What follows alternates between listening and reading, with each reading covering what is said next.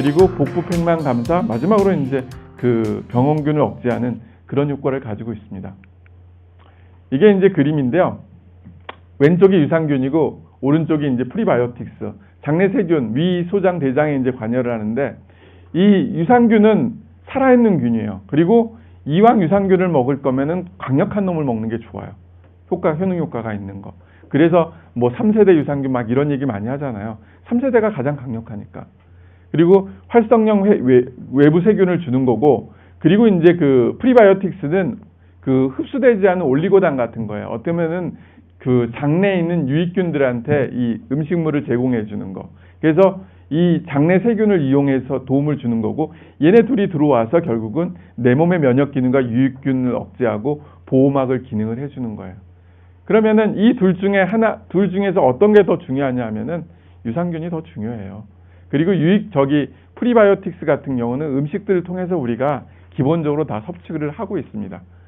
그렇기 때문에 얘는 어떻게 보면은 장내 그럴 거고, 유산균은 살아있는 균을 줘서 외부에 어떻게 보면 용병 같은 놈들이에요. 그래서 들어와서 내 몸을 건강하게 만드는 거죠. 장누수 증후군, 뭐 많이 얘기 나올 거예요, 사실은. 장누수 증후군이라는 건 뭐냐면은 장 기능이 제대로 안 되고 유익균보다 유해균이 많아지면서 이 세균들이 손상이 돼서 그 독소들이 우리 몸으로 들어가는 거예요. 세균들도 그렇고. 그래서 어떻게 보면은 모든 질병의 시작은 여기부터 시작을 해요. 장이 내가 제대로 돼서 보호가 되면은 그 다음에 적군이 들어와도 막을 수가 있는데, 장이 보호가 안 되기 때문에 그 결국은 적군들이 쉽게 그냥 들어와 버리는 거죠. 그러면은 그 원인들이 뭐냐? 첫 번째, 만성 스트레스예요.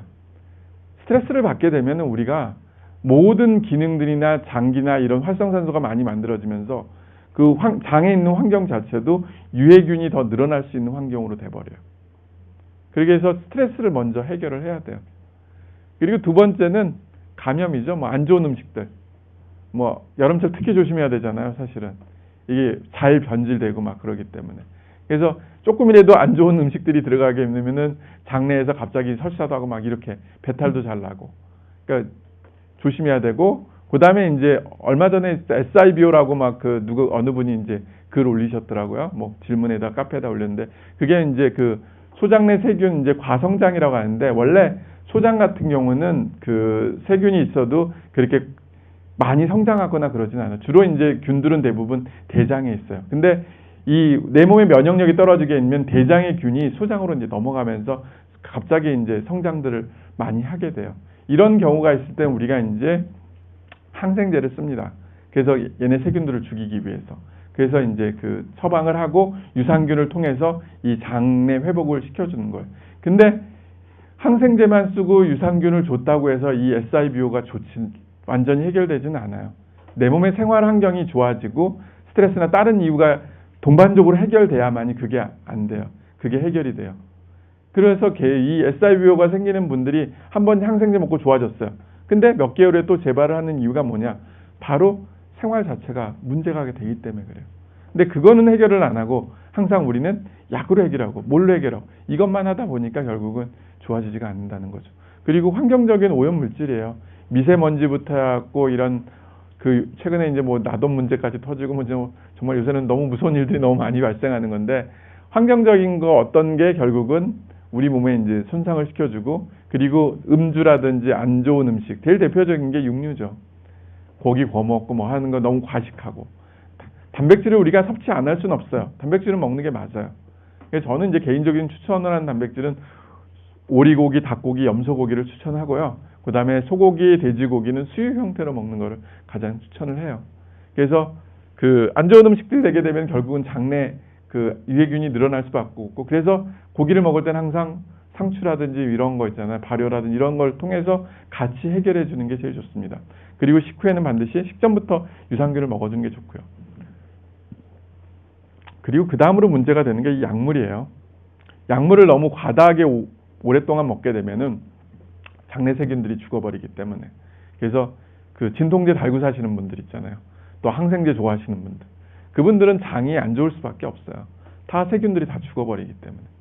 그래서 그분들한테는 꼭 그 유산균을 먹어야 되고, 그러면은 약 먹을 때 같이 먹어도 되냐? 절대 안 되고요. 약 먹을 때는 유산균은 최소한 2시간 텀을 두고 먹으라고 그래요. 왜 그러냐면은 이 약들 때문에 유산균이 죽을 수가 있기 때문에 그렇습니다. 그래서 이게 이제 아이고, 불빛이 안 보여갖고 위에 보면은 저런 것들이 이제 톡신들이에요. 독소들이 이렇게 들어오게 되면은 우리 몸은 비정상적인 항원에 노출돼서 그 항원으로 해서 전신 염증이 생기면 고열이 오고 폐혈증으로 가고 국소염증이 오면은 뭐 과민성 대장 증후군, 셀리악병, 그리고 항원성이라든지 T헬퍼 세포라고 해갖고 도움 세포들의 빌균이 오면 당뇨, 췌장 쪽에 손상을 주기 때문에 그렇고요. 그다음에 그 외에 이제 아토피, 알러지, 천식, 자폐증까지 이제 온다고 돼 있어요. 결국은 어떻게 보면은 이 장의 이런 하나에 의해서 우리 몸은 쉽게 이제 망가지는데 그거를 우리가 처음에 발견을 못해요. 그래서 항상 그렇잖아요. 3살째 버릇이 80살까지 가는 것처럼. 그래서 어렸을 때 생활 습관이 결국은 나중까지 이제 건강을 유지하는데 되는데 저도 사실은 장이 좋지는 않아요. 근데 이게 결국은 어렸을 때 그 생활 습관이 아직까지 고쳐지지가 않기 때문에 그런 것 같아요. 나름대로 노력은 하고 있는데 잘 안 되더라고요, 사실.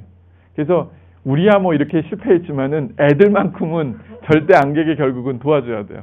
안 그러면 얘네들도 똑같은 환경을 두고서 똑같이 갈 수밖에 없어요. 그게 바로 이런 이유들 때문에 그렇습니다. 그래서 유산균이나 이런 장 건강은 보이는 게 아니라서 이게 우리는 나중에 다른 병을 통해서 이런 뭐 폐혈증이라든지 뭐 다른 질환, 당뇨나 이런 여기 고칠 것만 생각하는데 여기 고치는 거는 기본적으로 고쳐야 돼요. 여기는 심각한 거로 가죠.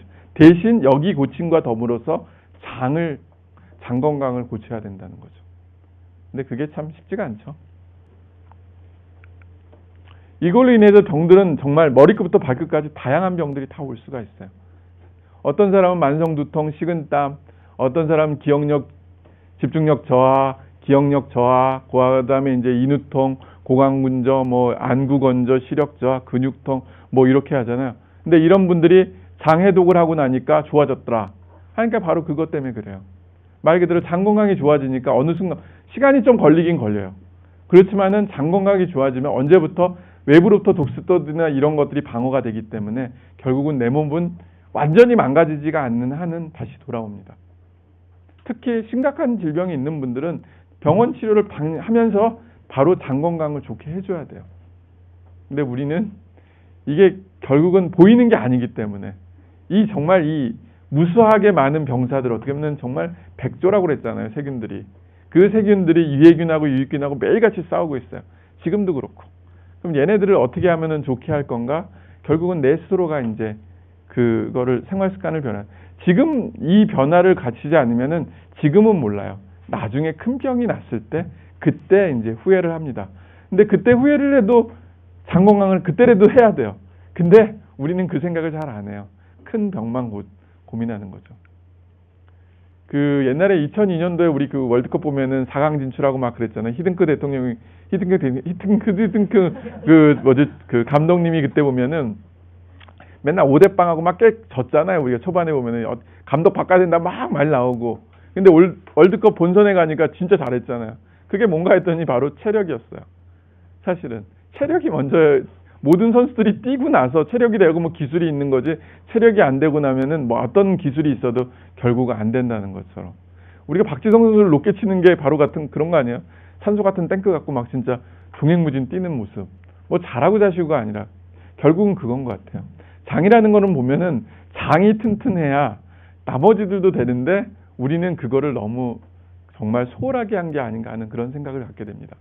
그래서 좋은 유산균을 할 때 우리가 보면은 이제 1세대, 2세대, 3세대 이런 얘기 나오는데 1세대 유산균이 락토바실루스 불가리쿠스 처음 발견된 거예요.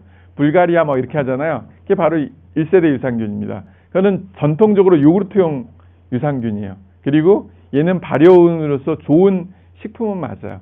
근데 우리가 실제적으로 어떤 효과를 볼 때는 1세대보다는 결국은 2세대, 3세대로 갑니다. 2세대 유산균은 뭐냐면 락토바실루스 아시도필루스 그리고 비피더스균이 발견되면서 그래요. 얘네들은 이제 균주가 우수성이 강조되고 일반적으로 건강식품으로 이제 개념이 가는 게 바로 2세대 유산균이에요. 근데 실제 우리가 효과를 보는 거는 바로 3세대 유산균입니다.